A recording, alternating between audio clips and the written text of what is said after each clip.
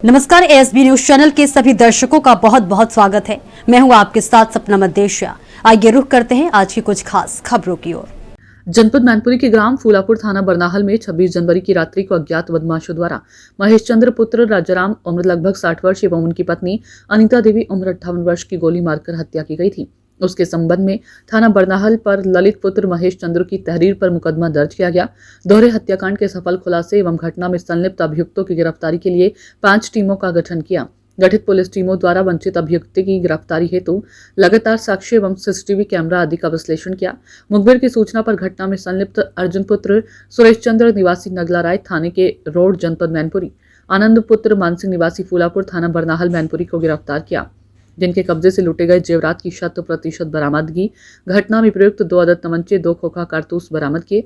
Police द्वारा पूछताछ करने पर आनंद ने बताया कि उसकी बहन एक विशेष जाति के लड़के के साथ चली गई थी, जिसका नाता मृतक महेश चंद्र एवं उनके परिजन लगातार देते थे, जिसके कारण आनंद और उसके परिवार की बदनामी होती थी। इसी वजह से वह उनसे रंजिश मानता था। वह अर्जुन को पहले से जानता था, क्योंकि अर्जुन मृतक महेश चंद्र के चचेरे भाई का दामाद है एवं इन दोनों परिवारों में भी अच्छे संबंध नहीं थे। आनंद और अर्जुन ने मिलकर योजना बनाई कि मृतक महेश चंद्र के यहाँ छोटे बेटे की शादी 17 फरवरी को होनी थी, जिस कारण उन लोगों ने काफी जेवरात बनवाई हैं। 23 जनवरी को जब महेश चंद्र का लड़का व बहू गांव से नोएडा चले गए, तभी उन दोनों ने मिलकर घटना को अंजाम दिया। मौके पर उनकी टॉर्च भी वहीं छूट गई थी। 26 तारीख की रात्रि को महेश चंद्र के भाई रामलखन के मकान की तरफ से सीढ़ी लगाकर छत से होते हुए घर में घुस गए। घुसते आनंद ने हाल ही में सो रहे महेश चंद्र को गोली मार दी। गोली की आवाज सुनकर महेश चंद्र की पत्नी अनीता देवी जाग गई और चिल्लाने का प्रयास किया, तो अर्जुन ने अनीता देवी को भी गोली मार दी। इसके पश्चात अभियुक्तों ने लूट की घटना को अंजाम दिया। पुलिस टीम ने 3 फरवरी को बहशी तिराहे थाना क्षेत्र बरनाहल से मुखबिर की सूचना पर गिरफ्तार किया। पुलिस ने खुलासा करते हुए पकड़े गए दोनों अभियुक्तों को जेल भेज दिया है। उसने किस तरह से ये कहानी रची गई थी और क्या पूरा मामला था? आज से एक हफ्ते पहले 26 जनवरी की रात को 27 जनवरी ग्राम फूलापुर थाना बरनाहल में एक बुजुर्ग दंपति जो अलग अलग कमरे में सोई हुई थी, किसी अज्ञात व्यक्ति के द्वारा उसको गोली मार दिया गया था और हत्या कर दी गई थी। सूचना पर पुलिस मौके पर पहुंची, FSL की टीम पहुंची, डॉग स्क्वाड पहुंचे, अधिकारी गए, यहाँ तक कि DIG सर भी मौके पर आए थे और घटना के अनावरण के लिए टीमें बनाई गई थी। 5 टीमें गठित की गई थी, जिसमें surveillance cell, cyber cell, SOG के अतिरिक्त CO साहब के नेतृत्व में टीम भी काम कर रही थी। और सबसे पहले हम लोग को पता चला कि जो वहाँ के लोकल इंटेलिजेंस थे, उन्होंने पड़ोसी ही आनंद पे संदेह व्यक्त किया कि ये कुछ दिन पहले ये बात भी कर रहे थे कि 2 बुजुर्ग दंपति रहते हैं, अकेले रहते हैं और ये एक मतलब बहुत आसान टारगेट हो सकता है।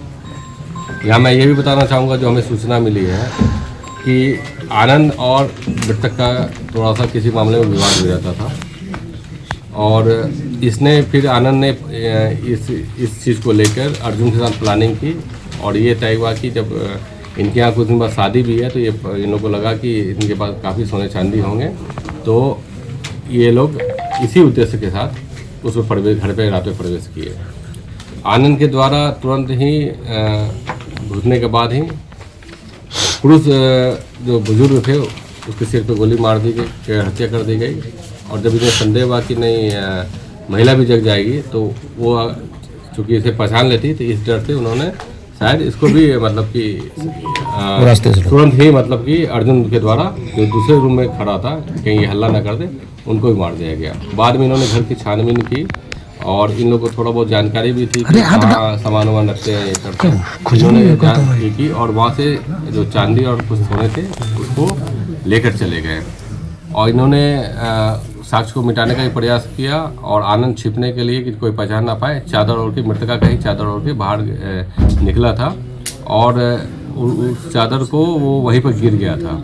बाद में डॉग स्क्वाड जब मौके पर गई थी, उन्होंने भी उसी रूट को देखा जिस रूट में जो अभियुक्त थे भागे थे। गहनता से पूछताछ की गई और लोकल इंटेलिजेंस का सहारा दिया गया और सर्विलांस सेल की जब मदद ली गई तो ये पता चला कि अर्जुन और आनंद ही इस पूरे घटनाक्रम में है। इनके पास से हथियार बरामद हुए, 2 कट्टे। उसके अलावा जो इन्होंने दंपत्ति के यहाँ से सोने और चांदी लूट के ले गए थे या चोरी करके लेके गए थे, उसको बरामद कर लिया गया है। दोनों को पकड़ लिया गया और उनको आज न्यायिक हिरासत में। सर आरोपी की टॉर्च बता रहे थे वहाँ छोड़ के।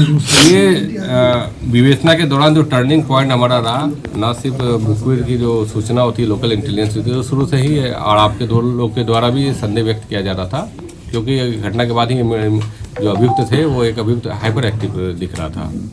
दूसरा ये थे कि मौके पे जब ये लोग गए थे तो इन गलती से इनकी टॉर्च छूट गई थी वहाँ पर।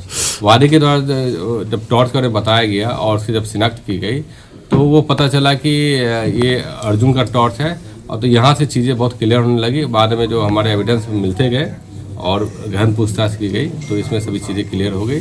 इनके जो संपत्ति जो लूटी गई थी, चोरी की गई थी, वो बरामद कर ली गई है, और जो हथियार दो छिपा के रखे थे उनको ही कर लिया गया था, और जिस पैटर्न से इन्होंने घर में प्रवेश किया था वो सीडी वगैरह के बारे में। कितनी टीमों का सर गठन किया गया? 5 टीमों का गठन किया गया था। स्वयं डीआईजी सर इसको डेली अपडेट लेते थे।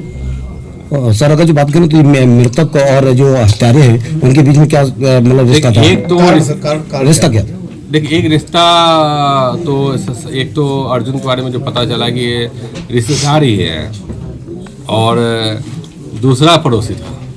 मोटिव मर्डर क्या था सर? एक FIR मर्डर में हुई है, जबकि हुई लूट भी थी। देखिए, जो उस समय वादी के द्वारा दिया गया था, तो क्योंकि वादी उस समय हो सकता है श्योर ना हो क्या गया क्या नहीं गया, जो दिया गया तत्काल पंजीकृत किया गया था। बाद में विवेचना के दौरान जो भी उनके बयान वगैरह आएंगे उनको समझ। मोटिव क्या था सर? ओवरऑल मोटिव क्या रहा? देखिए, ओवरऑल मोटिव तो निश्चित तौर पे जो शादी होने वाली थी और उनके बाद जो ये संभावना थी कि सोने चांदी मिलेंगे, तो लूट और चोरी का तो संभावना ये थी। दूसरा ये था कि एक दो बात सामने ये भी आई है कि आनंद और उनका विवाद चल रहा था, तो हो सकता है कि कहीं ना कहीं वो मतलब कि अपना ही बदला लेना चाहते। तो आज की खास खबरों में फिलहाल इतना ही। कल फिर मिलेंगे कुछ और बड़ी खबरों के साथ। इजाजत दीजिए, नमस्कार।